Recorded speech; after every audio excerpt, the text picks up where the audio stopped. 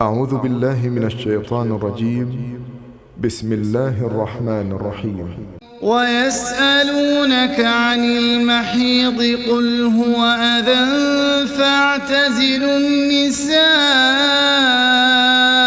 في المحيض ولا تقربوهن حتى يطهرن فإذا تطهرن فأتوهن من حيث أمركم الله إن الله يحب التوابين ويحب المتطهرين.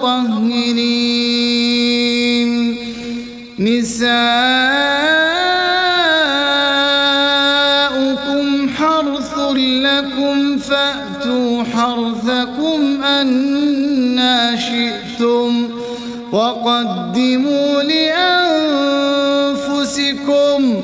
واتقوا الله واعلموا أنكم ملاقوه وبشر المؤمنين.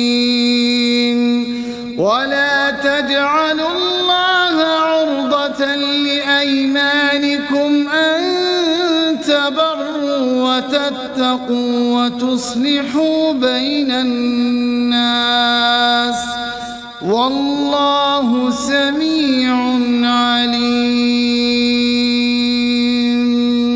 لا يؤاخذكم الله باللغو في أيمانكم ولكن يؤاخذكم بما كسبت قلوبكم والله غفور حليم. للذين يؤلون من نسائهم تربص 4 أشهر فإن فاءوا فإن الله غفور رحيم. وإن عزموا الطلاق فإن الله سميع عليم. والمطلقات يتربصن بأنفسهن 3 قروء ولا يحل لهن أن يكتمن ما خلق الله في أرحامهن إن كن يؤمن بالله واليوم الآخر وبعولتهن أحق بردهن في ذلك إن أرادوا إصلاحا ولهن مثل الذي عليهن بالمعروف وللرجال عليهن درجة والله عزيز حكيم. الطلاق 2 فإمساك بمعروف أو تسريح بإحسان ولا يحل لكم أن تأخذوا مما آتيتموهن شيئا إلا أن يخافا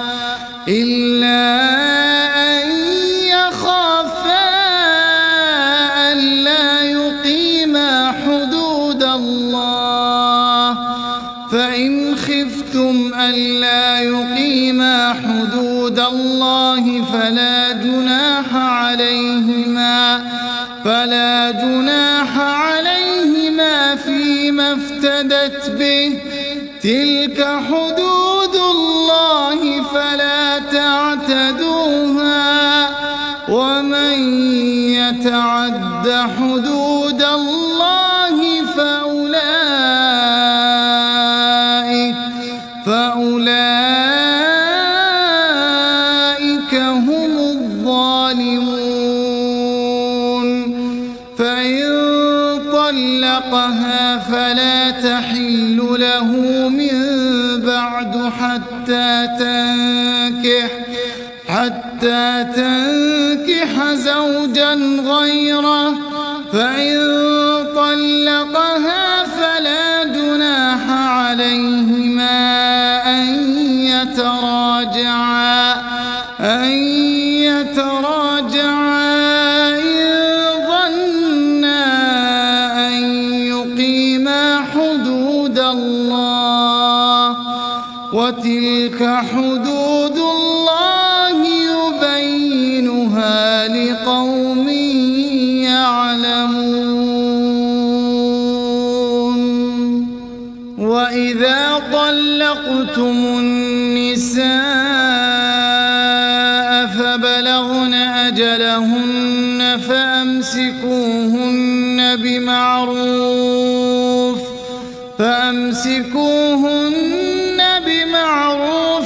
أو سرحوهن بمعروف،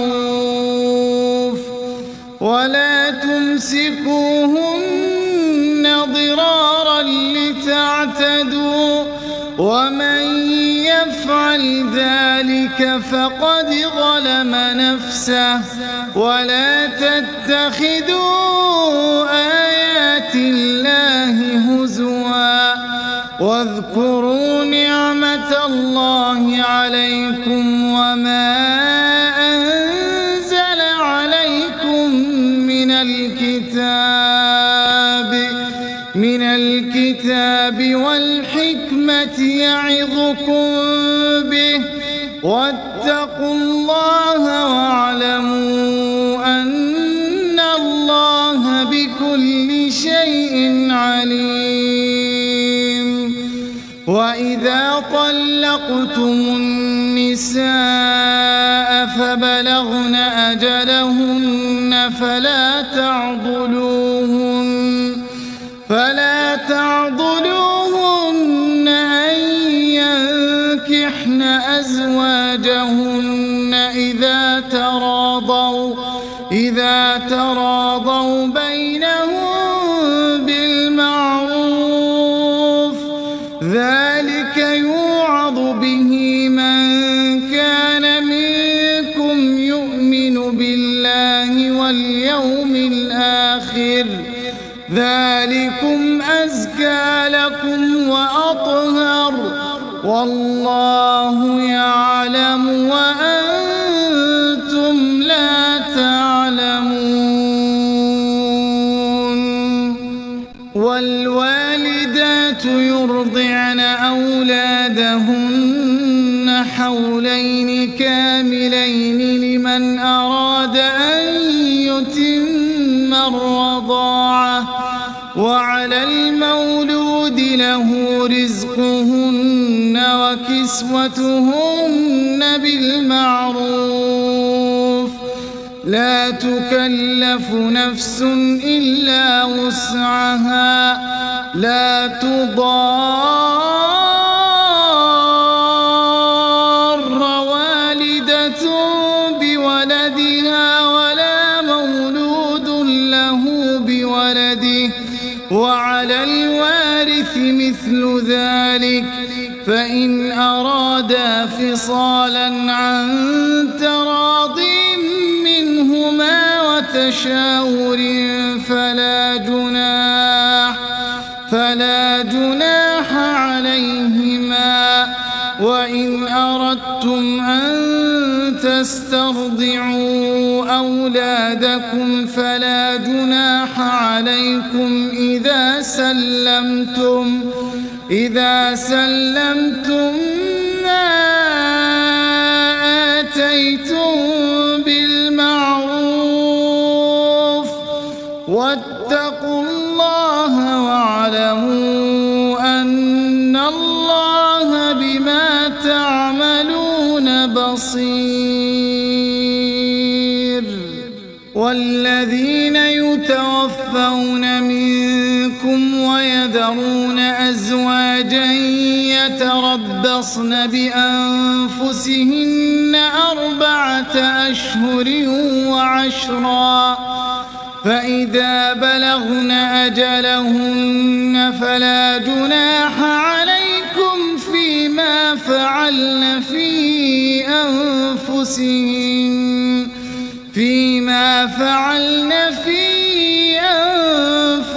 أنفسهن بالمعروف والله بما تعملون خبير. ولا جناح عليكم فيما عرضتم به من خطبة النساء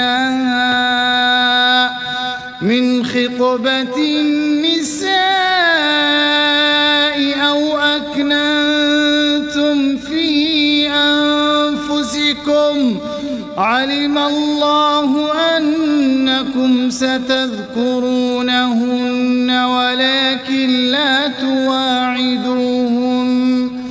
ولكن لا تواعدوهن سرا إلا أن تقولوا قولا معروفا ولا تعزموا عقدة النكاح حتى يبلغ الكتاب أجله واعلموا أن الله يعلم ما في أنفسكم فاحذروه واعلموا أن الله غفور حليم. لا جناح عليكم إن طلقتم النساء ما لم تمسوهن أو تفرضوا لهن فريضة ومتعوهن على الموسع قدره وعلى المقتر قدره متاعا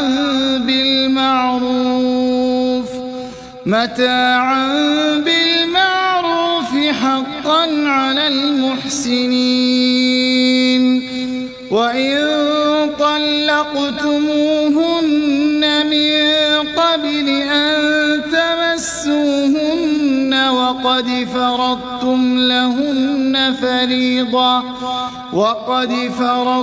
لهن فريضة فنصف ما فرضتم إلا أن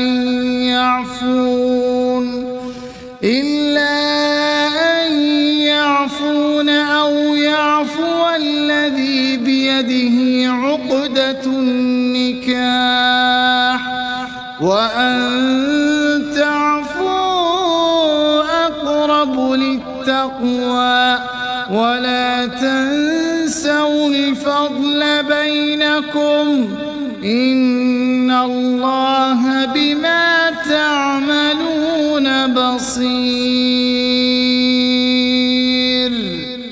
حافظوا على الصلوات والصلاة الوسطى وقوموا لله قانتين.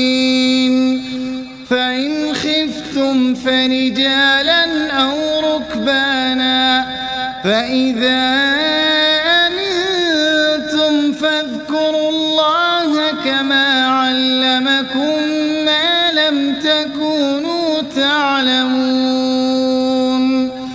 والذين يتوفون منكم ويذرون أزواجا وصية لأزواجهم متاعا إلى الحول غير إخراج فإن خرجن فلا جناح عليكم فيما فعلن في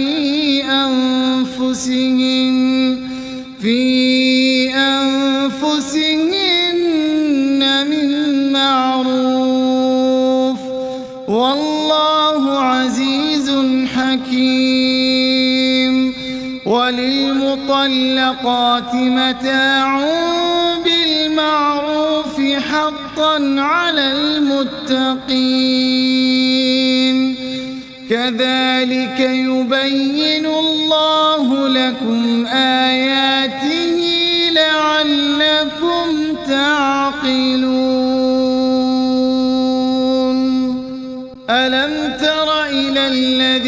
الذين خرجوا من ديارهم وهم ألوف حذر الموت فقال لهم الله موتوا ثم أحياهم إن الله لذو فضل على الناس ولكن أكثر الناس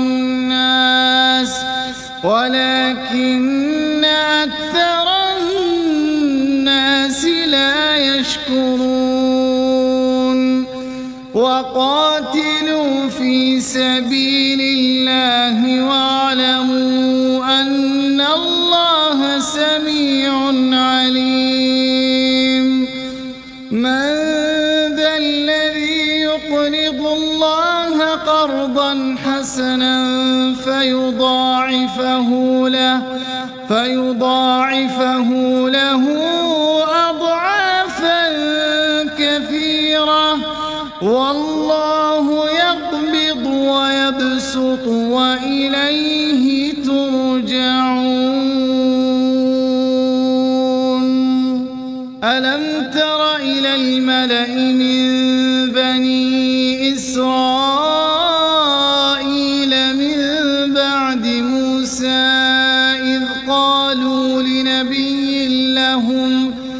إذ قالوا لنبي لهم ابعث لنا ملكا نقاتل في سبيل الله قال هل عسيتم إن كتب عليكم القتال ألا تقاتلوا قالوا وما لنا ألا نقاتل في سبيل الله وقد أخرجنا من ديارنا وأبنائنا فلما كتب عليهم القتال تولوا إلا قليلا منهم والله عليم بالظالمين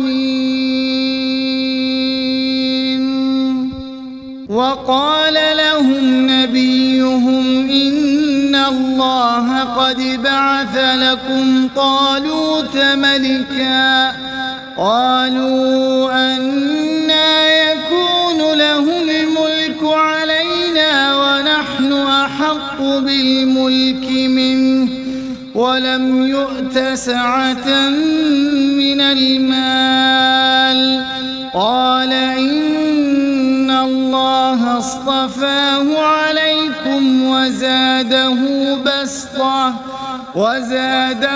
بسطة في العلم والجسم والله يؤتي ملكه من يشاء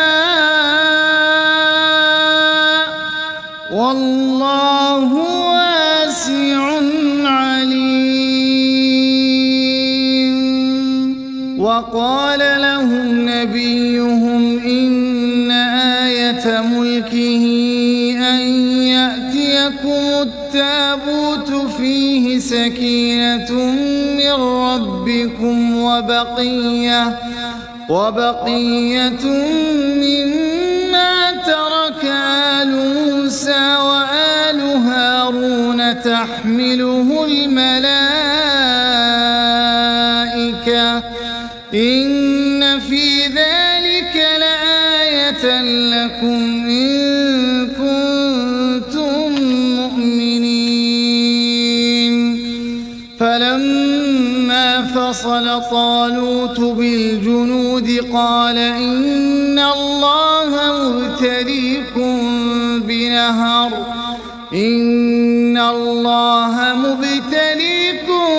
بنهر فمن شرب منه فليس مني ومن لم يطعمه فإنه مني إلا من اغترف غرفة بيده فشربوا منه إلا قليلا منهم فلما جاوزه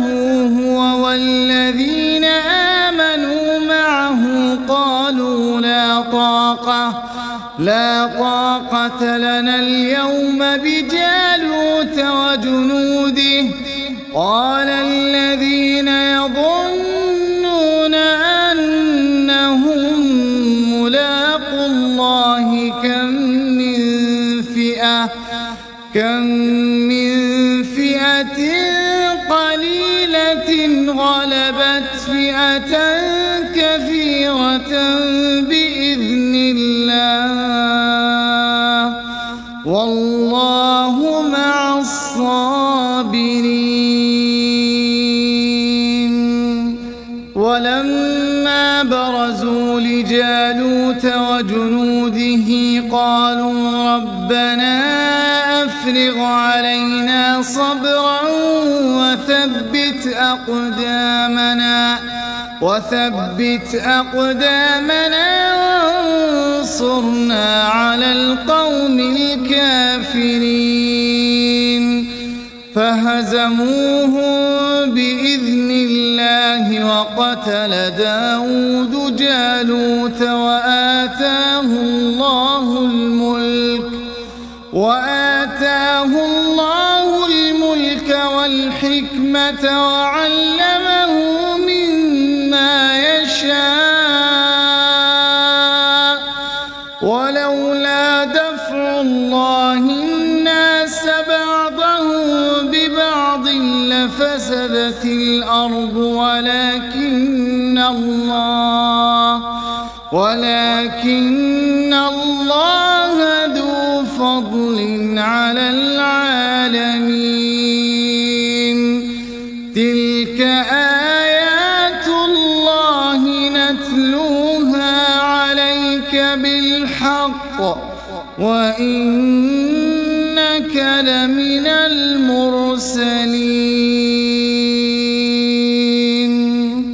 تلك الرسل فضلنا بعضهم على بعض منهم من كلم الله ورفع بعضهم درجات وآتينا عيسى ابن مريم البينات وأيدناه بروح القدس. ولو شاء الله ما اقتتل الذين من بعد ما جاءتهم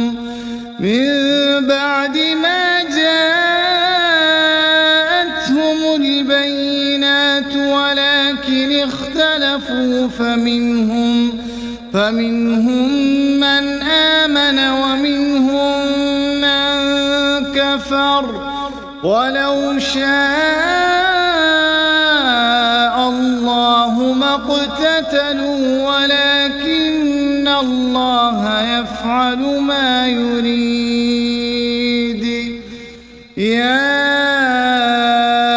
أيها الذين آمنوا أنفقوا مما رزقناكم من قبل أن يأتي يوم لا بيع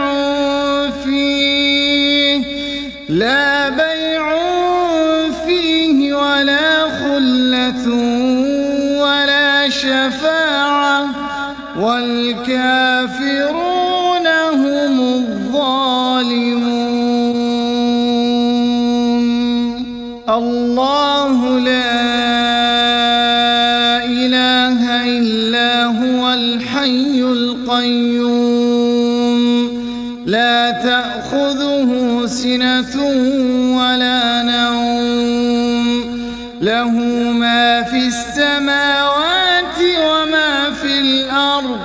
من ذا الذي يشفع عنده إلا بإذنه يعلم ما بين أيديهم وما خلفهم ولا يحيطون بشيء من علمه إلا بما شاء. وسع كرسيه السماوات والأرض ولا يؤوده حفظهما وهو العلي العظيم.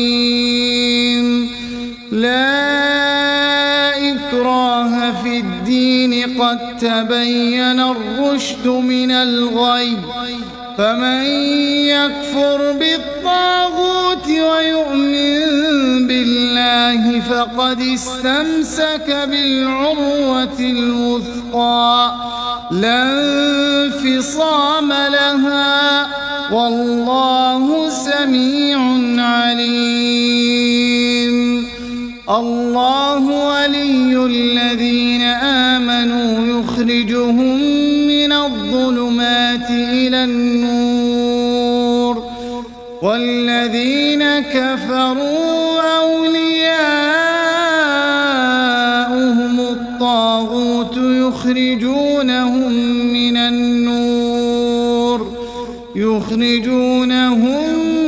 النور إلى الظلمات، أولئك أصحاب النار هم فيها خالدون. ألم تر إلى الذي حاج إبراهيم في ربه أن آتاه الله الملك، إذ قال إبراهيم ربي الذي يحيي ويميت قال أنا أحيي وأميت. قال إبراهيم فإن الله يأتي بالشمس من المشرق فأت بها من المغرب فبهت الذي كفر والله لا يهدي القوم الظالمين. أو كالذي مر على قرية وهي خاوية على عروشها قال أنى يحيي هذه الله بعد موتها، فأماته الله 100 عام ثم بعثه، قال كم لبثت؟ قال لبثت يوما أو بعض يوم، قال بل لبثت 100 عام فانظر إلى طعامك وشرابك لم يتسنه، وانظر إلى حمارك ولنجعلك آية للناس، وانظر إلى العظام كيف ننشزها ثم نكسوها لحما، فلما تبين له قال أعلم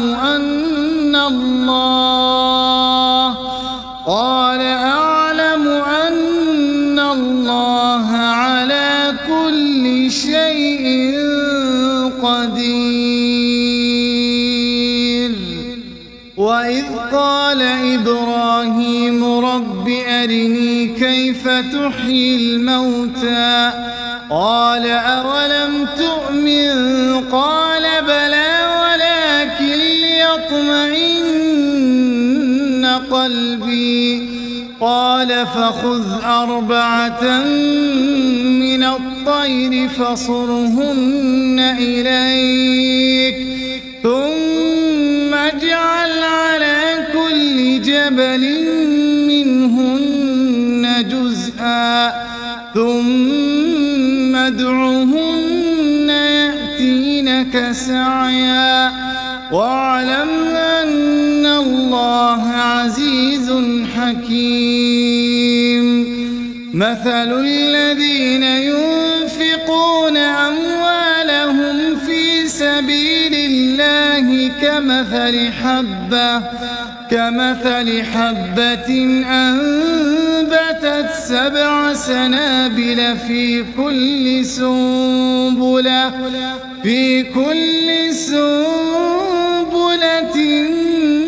100 حبة والله يضاعف لمن يشاء والله واسع عليم. الذين ينفقون أموالهم في سبيل الله ثم لا يتبعون ما أنفقوا منا ولا أذى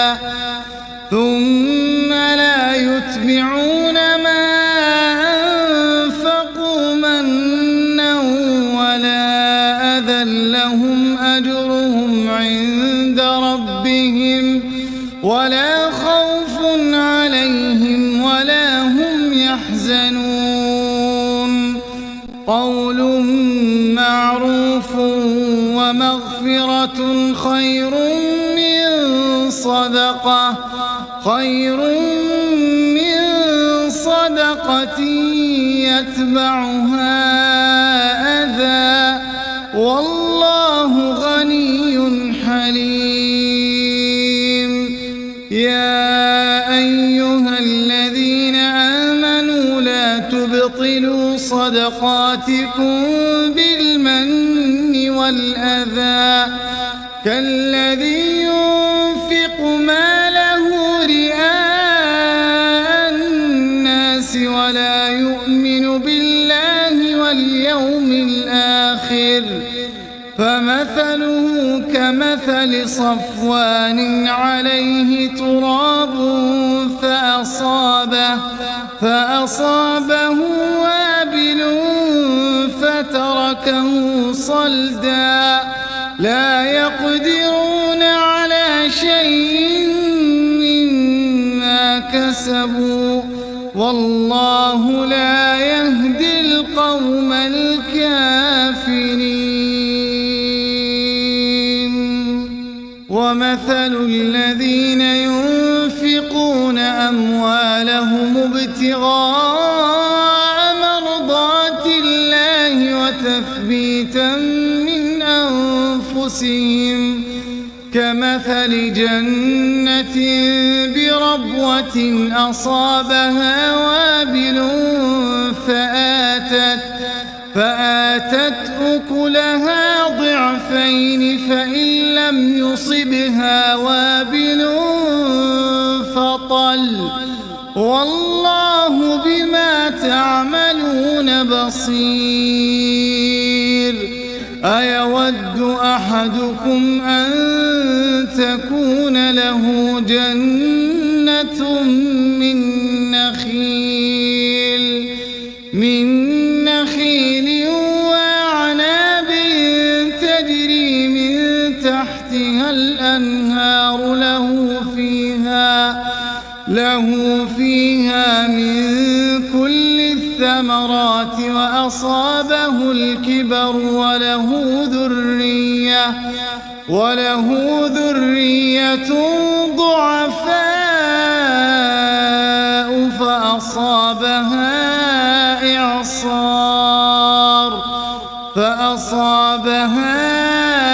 إعصار فيه نار فاحترقت كذلك يبين الله لكم الآيات لعلكم تتفكرون.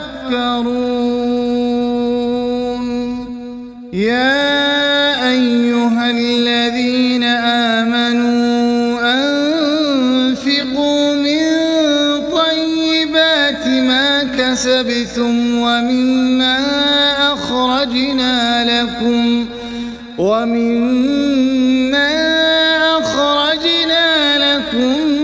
من الأرض ولا تيمموا الخبيث منه تنفقون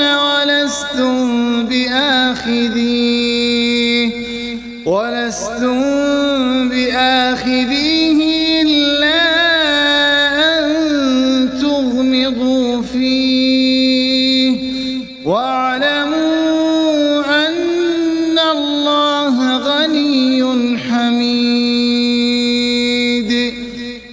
الشيطان يعدكم الفقر ويأمركم بالفحشاء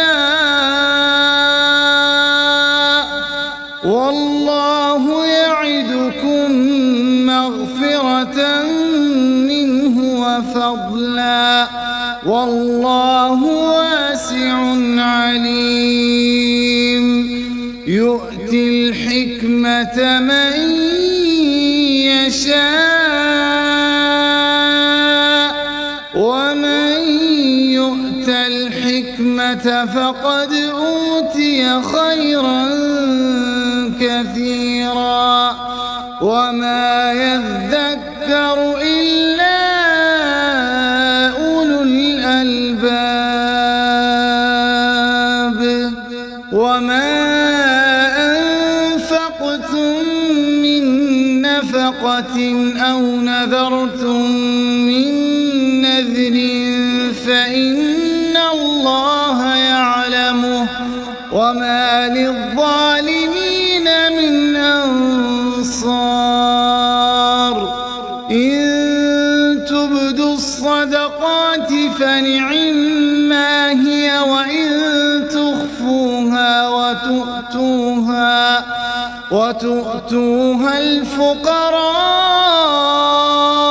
فهو خير لكم ويكفر عنكم من سيئاتكم والله بما تعملون خبير ليس عليك هداهم ولكن الله يهدي من يشاء وما تنفقوا من خير فلأنفسكم وما تنفقون إلا ابتغاء وجه الله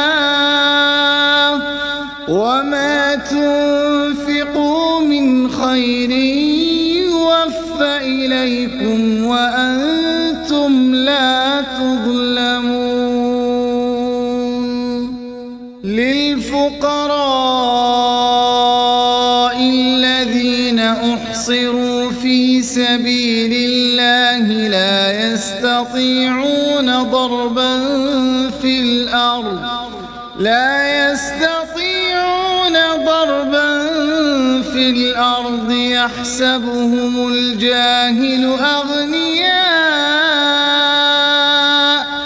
يحسبهم الجاهل أغنياء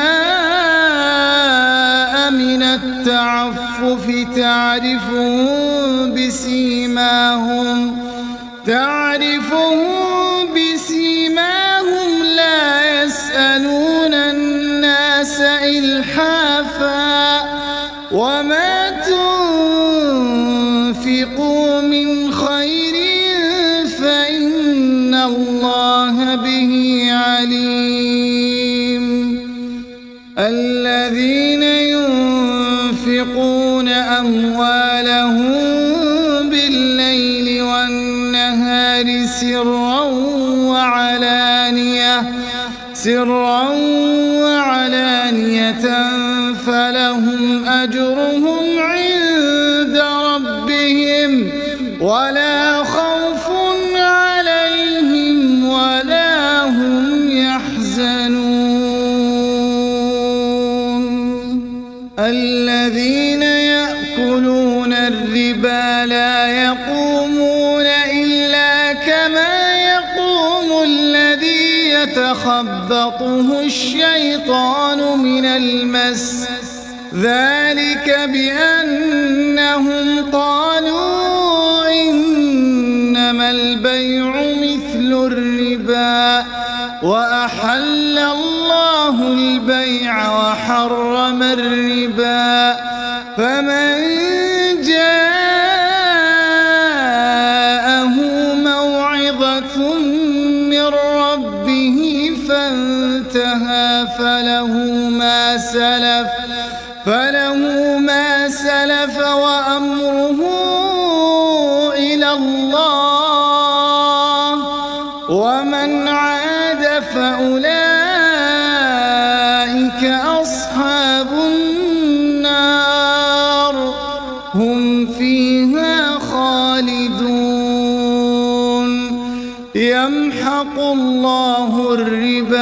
ويربي الصدقات والله لا يحب كل كفار أثيم.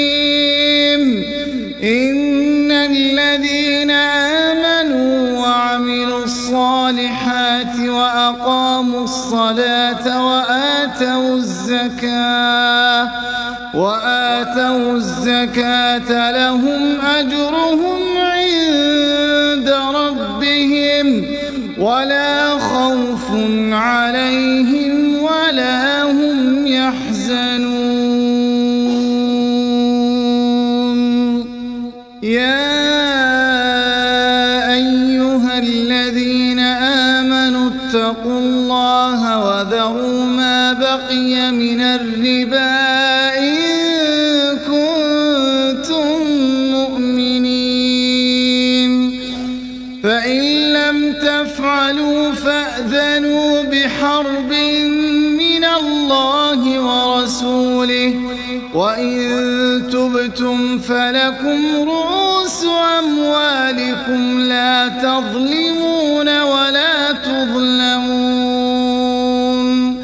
وإن كان ذو عسرة فنظرة إلى ميسرة، وأن تصدقوا خير لكم إن كنتم تعلمون.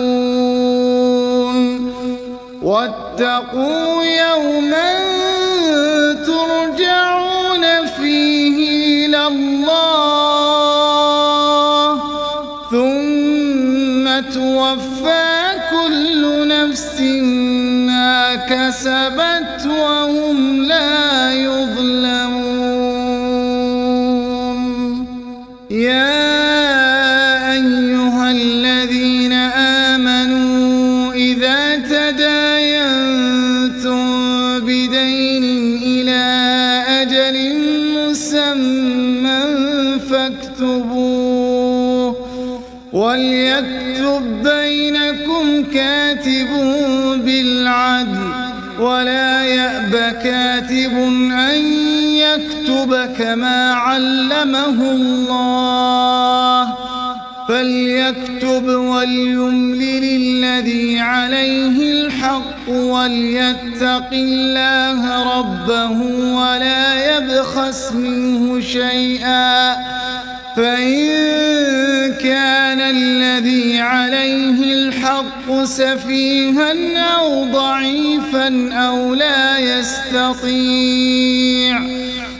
لا يستطيع أن يمل هو فليملل وليه بالعدل، واستشهدوا شهيدين من رجالكم، فإن لم يكونا رجلين فرجل وامرأتان ممن ترضون من الشهداء أن تضل إحداهما فتذكر إحداهما الأخرى، ولا يأبى الشهداء إذا ما دعوا، ولا تسأموا أن تكتبوه صغيرا أو كبيرا إلى أجله، ذلكم أقسط عند الله وأقوم للشهادة وأدنى ألا ترتابوا، إلا أن تكون تجارة حاضرة تديرونها بينكم، فليس عليكم جناح ألا تكتبوها، وأشهدوا إذا تبايعتم، ولا يضار كاتب ولا شهيد، وإن تفعلوا فإنه فسوق فسوق بكم واتقوا الله ويعلمكم الله والله بكل شيء عليم. وإن كنتم على سفر ولم تجدوا كاتبا فرهان مقبوضة فإن أمن بعضكم بعضا فليؤدي الذي اؤتمن أمانته وليتق الله ربه ولا تكتموا الشهادة ومن يكتمها فإنه آثم قلبه والله بما تعملون عليم. لله ما في السماوات وما في الأرض وإن تبدوا ما في أنفسكم أو تخفوه يحاسبكم به الله فيغفر لمن يشاء ويعذب من يشاء والله على كل شيء قدير. آمن الرسول بما أنزل إليه من ربه والمؤمنون كل آمن بالله وملائكته وكتبه ورسله لا نفرق بين أحد من رسله وقالوا سمعنا وأطعنا غفرانك ربنا وإليك المصير. لا يكلف الله نفسا إلا وسعها لها ما كسبت وعليها ما اكتسبت ربنا لا تؤاخذنا إن نسينا أو أخطأنا ربنا ولا تحمل علينا إصرا كما حملته على الذين من قبلنا ربنا ولا تحملنا ما لا طاقة لنا به واعف عنا